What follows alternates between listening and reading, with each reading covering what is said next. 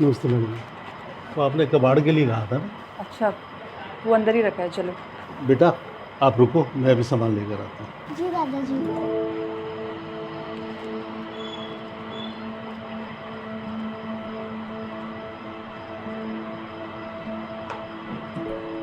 रुको! तुमने मेरी बुक को हाथ कैसे लगाया? वो मैं तो बस देख रही थी। क्या देख रही थी? मेरी मम्मी ने मना करा है कि मैं अपनी बुक किसी को नहीं दिखाता। आगे से हाथ भी नहीं लगाना मेरी बुक को।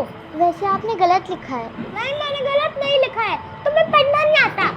ये क्या हो रहा है यहाँ पे? और तुम मेरे बेटे के पास क्या कर रही हो? नहीं नहीं, मैं तो बस किताब को देख रही थी। गलती होगी, माफ़ कर दीजिए।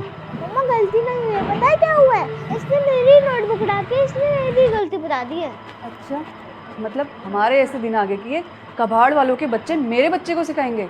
और तुम्हारी हिम्मत कैसे हुई मेरे बेटे की नोटबुक को हाथ लगाने की? पढ़ना लिखना तो कुछ आता नहीं है, आगे पढ़ने वाली। आंटी मुझे पढ़ना आता है, मैं स्कूल भी जाती थी, लेकिन घर में दिक्कत होने की वजह से मुझे अपनी पढ़ाई बीच में ही छोड़नी पड़ी।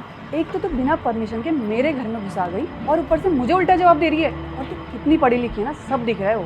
मैडम जी, मेरी पोती ठीक कह रही है। ये पढ़ती भी थी और स्कूल भी जाती थी। इसके माँ बाप अब इस दुनिया में नहीं है और मेरे हालात ऐसे नहीं थे कि मैं इसे स्कूल भेज सकूं, इसलिए मैंने इसका स्कूल छुड़वाकर अपने साथ काम पर लगा दिया। मैडम जी वो सामान। कोई ज़रूरत नहीं है सामान लेने की, और निकलो यहाँ से। दादाजी आप ठीक है ना? हाँ बेटा, मैं ठीक।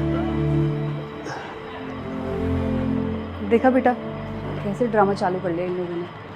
पढ़ गवार जाहिल लोग। आंटी हम जाहिल नहीं हैं, हम गरीब हैं, हम मजबूर हैं। माना कि हम आपकी तरह पैसे वाले नहीं हैं, लेकिन हमारे पास आत्मसम्मान है और आप इस तरह उसे ठेस नहीं पहुंचा सकती। अगर आपको सम्मान नहीं देना तो आप इज्जत से भी तो बोल सकती हैं, लेकिन आपने मेरे दादाजी से बदतमीजी की है, ये बहुत गलत है। ये क्या हो रहा है? आनंद, तुम आज जल्दी आ गए। वो देखो ना, ये लड़की हमारी डीबी की नोटबुक चुरा रही थी। नहीं अंकल, आंटी को मिसअंडरस्टैंडिंग हुई थी। मैं तो बस किताब में देख रही थी, उन्होंने कुछ गलत लिखा हुआ था तो मैं बता रही थी आपने गलत लिखा है। इतने में आंटी आ गई और उन्हें गलत फहमी हो गई।